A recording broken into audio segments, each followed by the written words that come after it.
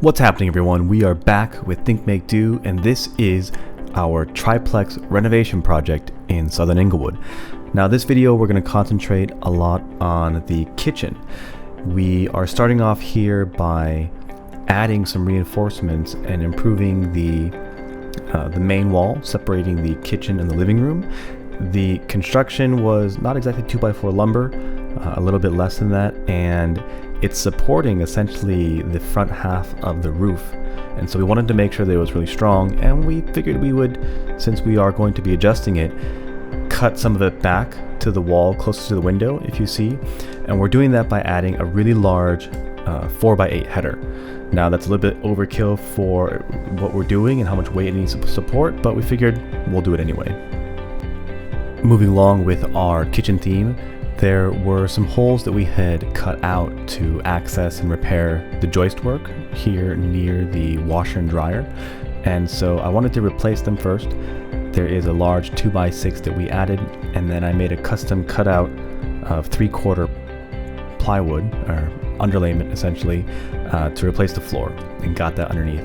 If you recall from a previous video, we went in and reinforced the bottom foundation with some ground treated lumber and new 2x6 floor joist supports.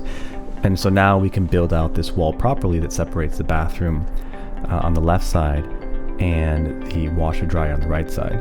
Now, there was a lot of discussion amongst our team what we were going to do here. We actually decided to add an additional wall. The original washer dryer, or laundry room if you will, was 4 foot wide, and that's for side by side. And we thought a better use of the space would be to do a stackable washer and dryer. So washer on the bottom, dryer on top, which meant we would only need about 34 inches of width for the washer and dryer room, which meant that we could add a wall and then potentially extend out the kitchen that 3 feet and move that corner in, and would make the kitchen a little bit more symmetrical, easier to install cabinetry, all of that good stuff. So that's the second wall that you see us adding here, and that becomes the new end of the kitchen.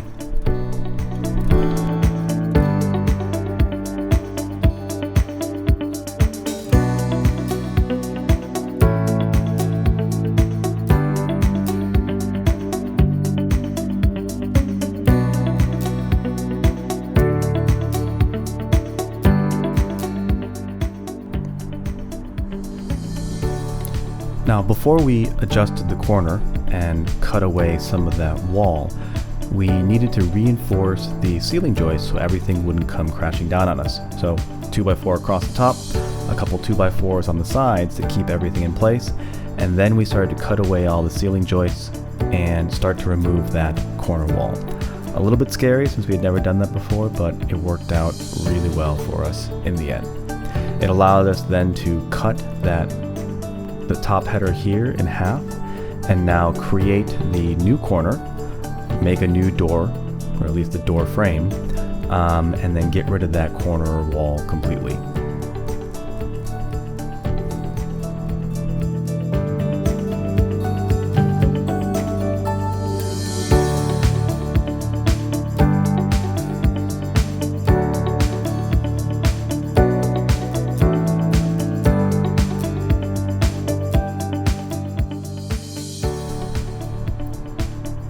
So originally we weren't going to take down all the ceiling joists. We were just going to extend them over to where our new wall was, but we realized that it was going to cause a lot more headache to create the extensions that move over, and it would take about just the same amount of lumber to redo the ceiling joists, but do them perpendicular or running horizontally across the room as opposed to vertically.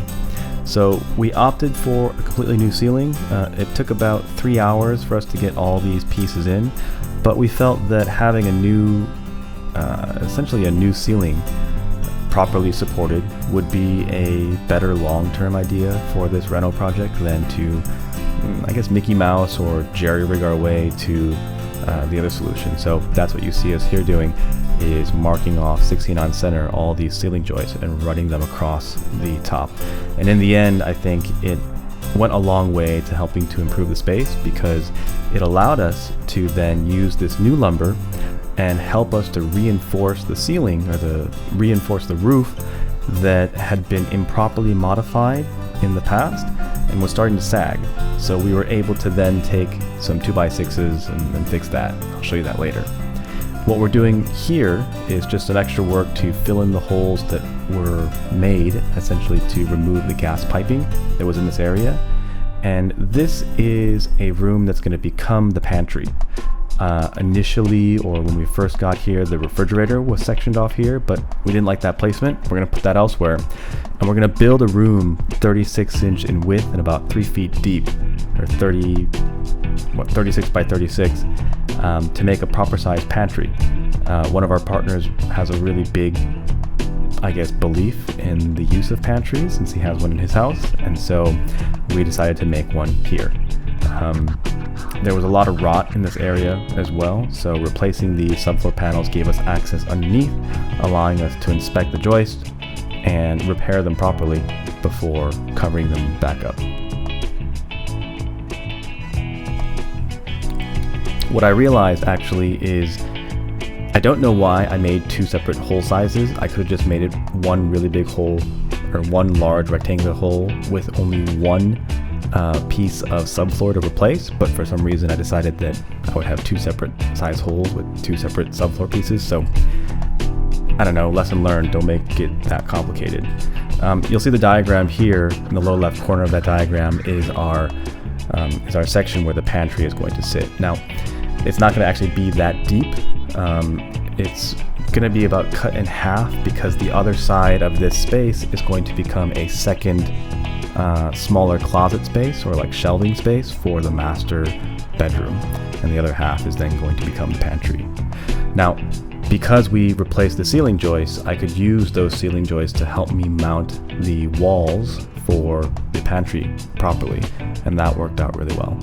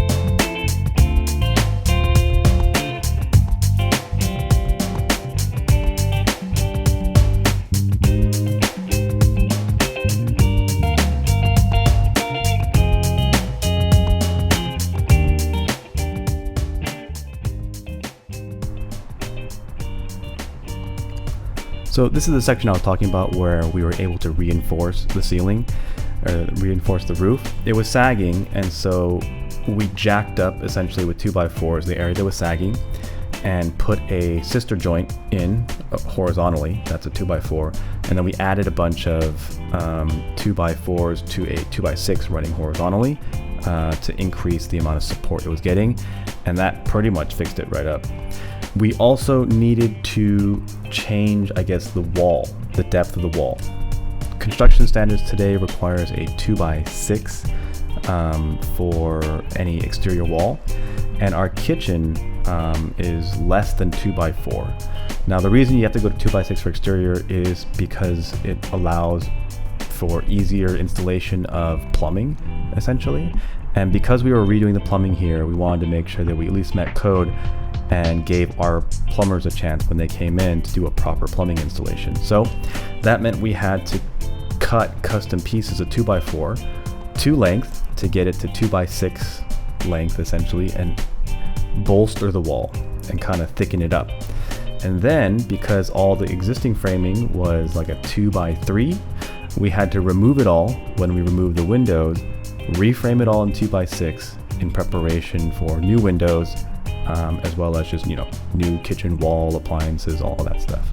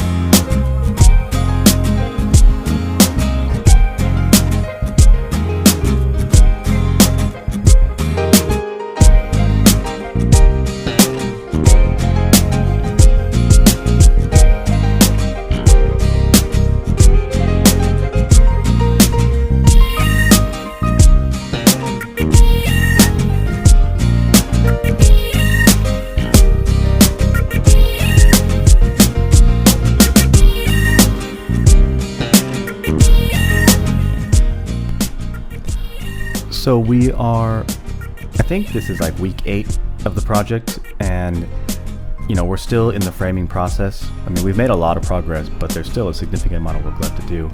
Even just repairing this wall took, 2-3 days or almost an entire week alone to reframe the kitchen, new ceiling joists, move the corner of the washer dryer space, create the pantry space, and then fix this wall to 2x6. And they're all things that we had never done before. And so, again, it took a lot of effort, but they're interesting problems to solve, right?